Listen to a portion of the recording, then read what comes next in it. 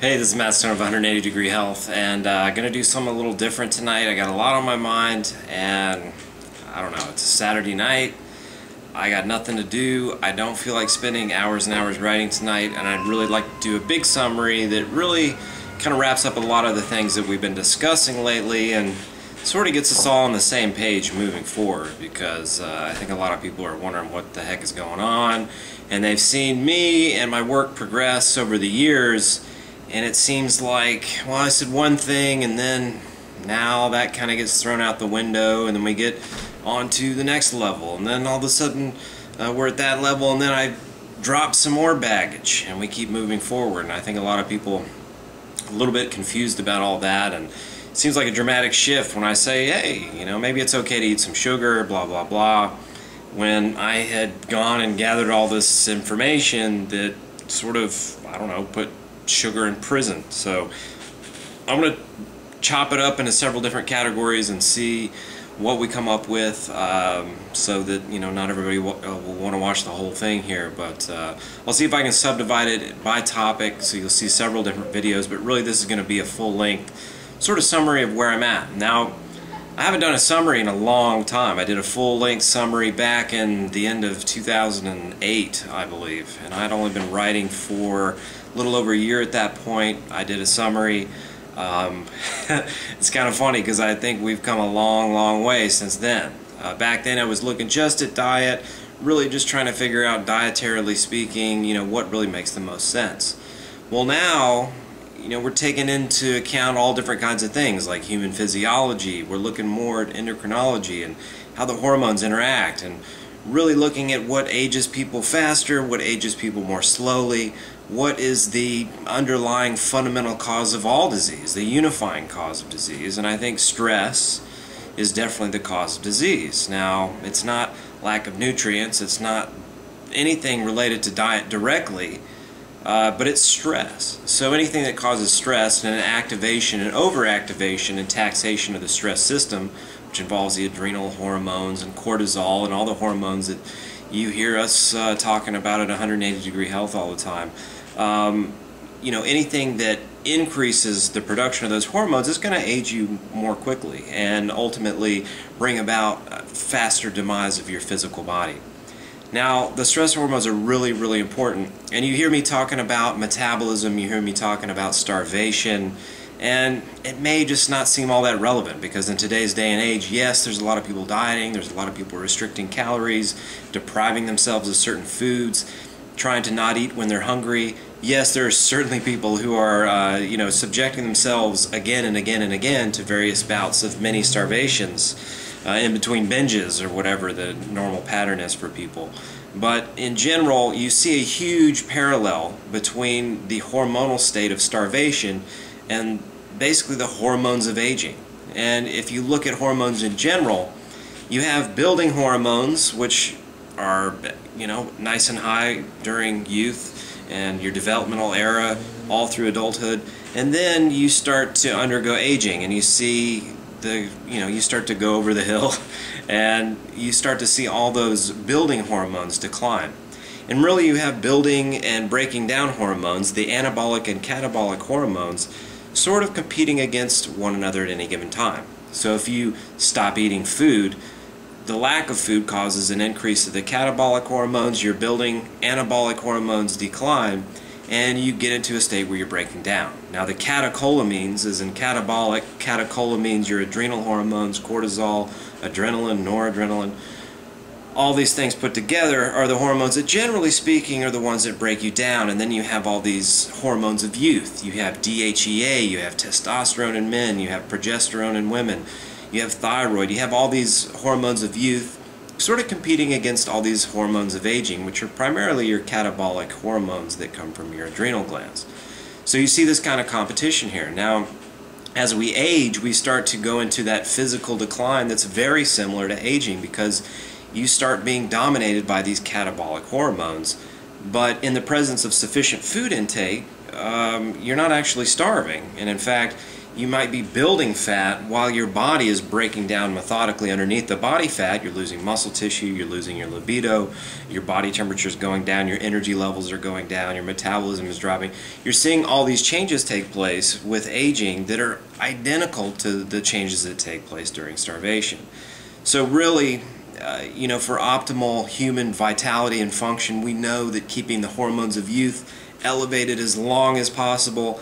These are the hormones of regeneration and producing new tissue, of continuing to grow and develop and live as long as possible with the highest degree of vitality and functionality. So when it comes to health, it's all about maintaining those as long as possible. Now, I'll go off on a short tangent here and then we'll get back on track, but a lot of people are in an acute health situation. They have severe digestive problems, they have no period, they have all different kinds of acute situations that they're trying to clear up. Well, yes, using diet as an acute strategy, an aggressive strategy that can help rebalance the system, not just diet but lifestyle manipulation as well, getting plenty of sleep, which I'll say that getting plenty of sleep is just as important, if not more important, than diet. And you can certainly get away with a crappy diet for a lot longer than you can get away with not sleeping. You'll die within a week if you don't get any sleep at all. So sleep is very important. Hydration, all these different little things are very important. The fundamentals, the basic fundamentals of health. And it's not rocket science, and all I'm trying to do is get people focused on the fundamentals, because yet you have everybody focused on, is my cell phone properly protected? Am I protected from this type of radiation? And what kind of pesticides are in this and additives are in this? Well, this is the small stuff. That's extra credit on the list. Really, the big picture is to focus on those fundamentals. But what I'm talking about here is just generalizations, making generalizations for all of humankind in terms of aging and what increases and accelerates aging versus what decreases or decelerates aging, and giving yourself the best chances at having the longest health with the greatest number of years of vitality as possible. And I think it always is going to boil down to minimizing the stress hormones. Sorry, I'm moving around here, getting comfortable, because I think it lowers my cortisol too to get comfortable. You're really looking to, sorry, I got myself off track trying to be funny there. That's what happens. I'm funny when I write and I can make 80s references, but I start talking, deer in the headlights. So what does that? And recently I've been talking about sugar, fat, salt. I mean, these are really the fundamental things that lower your stress hormones. And these just so happen to be the foods that we crave when we're under stress. You ask what somebody craves when they're under a lot of chronic stress, or they're emotional eating. What shuts those emotions down? What gets them back into a more positive mental state? Well, it's foods that are high in sugar, fat, and salt. It's chips, it's ice cream, it's things like that that really shut down those stress hormones. So it's not a coincidence that under stress you crave those foods. Now everyone's so focused on food that they think the food is the cause of the weight gain. And yes, you may have been eating a lot of those foods as you were gaining weight, but the reason you were eating a lot of those foods is because your weight set point was rising. Your body was trying to protect itself from whatever stress you were under. So again, we have a psychological stress, we have an emotional stress, we have an infection, we have any number of different stresses, sleep loss, that can be the cause of gaining weight while you're eating these quote-unquote junk foods. But ultimately, at the end of the day, if you want to shut down the production of those stress hormones, foods like ice cream, I mean, we're talking about like one of the biggest grand slam, home run, lights out, knockout, TKO of these stress hormones as possible is eating something like ice cream. I mean, this is an extreme adrenal relaxer and really shuts everything down. So is ice cream a junk food, or is it something that can actually be helpful, especially in today's modern society where our stress hormones are really at maximum, and the name of the game to get the metabolism up and to get the DHEA up to its youthful levels and to get the testosterone up so that you have the sex drive and the sexual function and the athletic capacity and the ability to build lean muscle tissue and get lean and The ability to increase progesterone and increase your fertility and have a better menstrual cycle. I mean, to increase all those things, you really have to shut down the stress hormones, which are the ones that are interfering and getting in the way and causing a decline in these hormones in the first place. So the root is these stress hormones. So the conclusion, the summary, is that there's nothing more important in the world right now than trying to focus on keeping these stress hormones low. And I don't think it's any coincidence that some of us do better and thrive better when we're eating foods that shut down the stress hormones most effectively. And I think sugar and fat and carbohydrates in general, my recent practice of sipping juice throughout the day and, always having some carbohydrates around, never letting myself get hungry, always supplying lots and lots and lots of carbohydrates so that my body doesn't even have to pull it out of my liver, much less start breaking down muscle tissue to liberate that glucose. This stuff keeps your stress hormones low and can basically equate to an increased metabolism. I'm definitely raging hot all the time now. My body temperature's up, I'm feeling great, everything is firing on all cylinders, my pulse rate is up, my resting pulse is finally over 60 for the first time since I can remember, and physically I'm functioning really well, and it's not one of those catecholamine highs like I got when I did the zero carb diet and my blood pressure went up by 40 points and my resting pulse went up by 30 beats a minute. This is more like a true organic improvement in how everything is functioning. Cutting the stress hormones back so that the thyroid can finally get up to where it's meant to be producing its optimal ideal levels of hormones. And lo and behold, I'm having all these improvements. I'm having reduced symptoms of asthma, reduced allergies, better athletic performance, better recovery, less pain from exercise, less chronic pain in general. A lot of different positive things that I'm experiencing. And it's not just that there's this one diet. I think what is a de-stress food for one person could very well be different between individuals.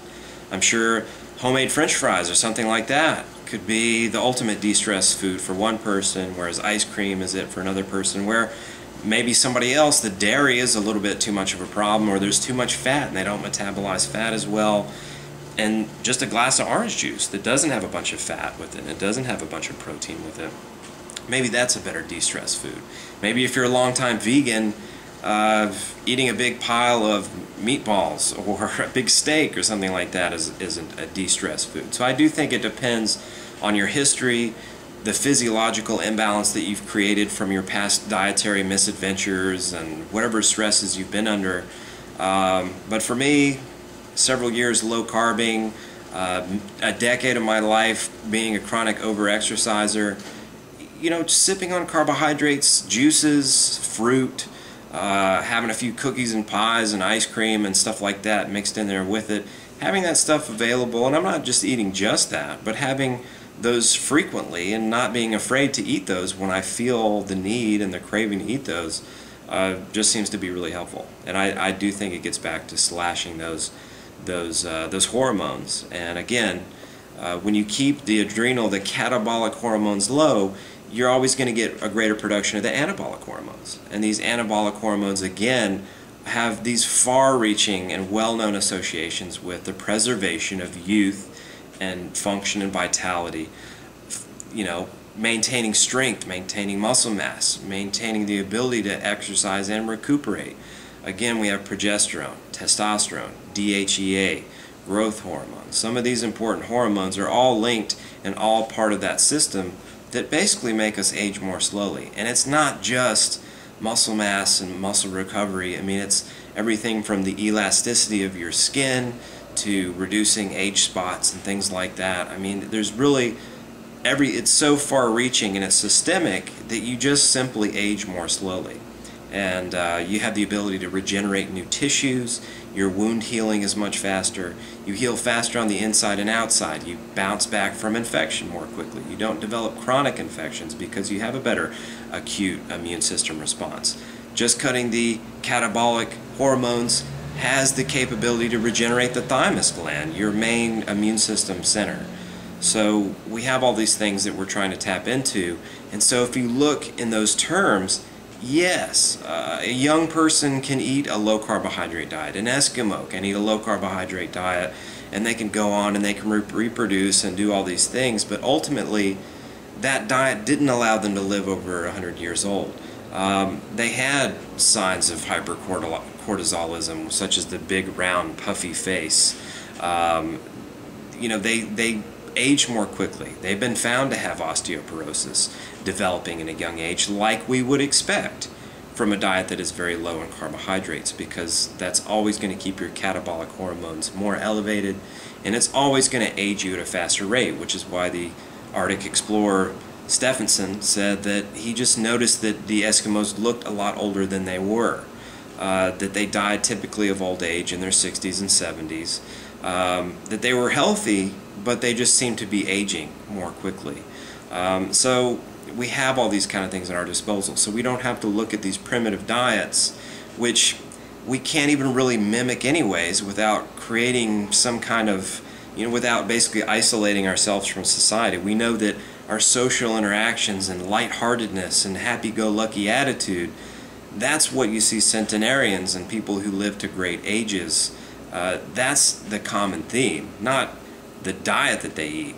If there is a theme, they sit around and they eat whatever they want. They eat a lot of chocolates and they eat a lot of ice cream and treats and things that they like and enjoy, and don't really think about their diet and stress out about it a lot. And I envision that for everybody. Yes, I'm always going to be trying to come up with all kinds of nutritional and lifestyle manipulation ideas to help people overcome acute conditions, to get their body back to homeostasis in the quickest amount of time possible. Programs and plans and, all kinds of speculation and talk and banter and writing about, what diet you can use to overcome a lot of these psychological issues and emotional issues we have with eating and food and body image. I mean, there's endless amount of discussions and topics. I'm never going to stop writing and researching and talking about these things, but ultimately I want everybody to be able to graduate and eat foods that they enjoy, not think about it so much, not look for the perfect diet, or look to me to give them advice, or what is Matt eating right now. If you want to try what I'm eating and do some things like that, then try it. But it's not like, oh, I did it and it didn't work. Ultimately, I'm trying to give everybody the tools that they need to go out and do their own self-experimentation, to learn how to tune into their body and focus on simple things like blood sugar, body temperature, how they feel and function, the energy you have throughout the day, your sex drive, this quality of your skin, your mood. I mean, all these little things that often we don't really connect to our diet and lifestyle, but often our diet and lifestyle can be a great weapon to use against the problems, the minor problems, and get our body working properly again. So I'm always going to be looking for ways that we can get back on track, but ultimately you have to graduate from 180-degree health and move on to being able to just relax and eat whatever, to do what's appropriate for you, what fits, and start to realize that, hey, I've read that things like cookies and polyunsaturated fat and sugar and this and that are harmful for me, but at the end of the day, I seem to feel and function my best when that's a part of my life. Or the convenience of being able to take advantage of modern foods. The convenience of waking up in the morning and pouring a bowl of cereal instead of making a bunch of breakfast and dirtying up dishes or whatever. I mean, it's all very individual in terms of what works and what you can fit into your own lifestyle that supports your life and supports the endeavors that you're going after and your pursuits in life, and doesn't get away and become a hindrance, because that's not really what diet and nutrition information is supposed to do. It's not supposed to take over your life. Sure, if you're trying to overcome a chronic health condition, you're willing to let your diet and lifestyle practices take over your life temporarily until you get your life back and you feel safe, you've overcome your health condition, and you can move forward. But at the end of the day, this is all supposed to play a supporting role so that you can be your happiest, do the most fulfilling things to you, whether that's spend time with your family or be the best you can be at your job or do a lot of traveling or whatever it is that you want to do. All this kind of stuff has to play a supporting role. And ultimately it's being happy and continually growing and experiencing new things and having great social experiences and life experiences and learning, that's what causes this perpetual regeneration of new tissue, of new brain cells, that keeps you growing and expanding and aging better and aging more slowly. That's the secret to great health. It's not some secret dietary formula. That's and I hope I haven't led anybody to believe that. If I did, that's what the summary is all about. This is about taking a time to gather all of our thoughts and make sure as we're moving forward that everybody has the right idea. So anyways, I'm going to pick up and we'll talk about some other topics that I can summarize here for you in the next video.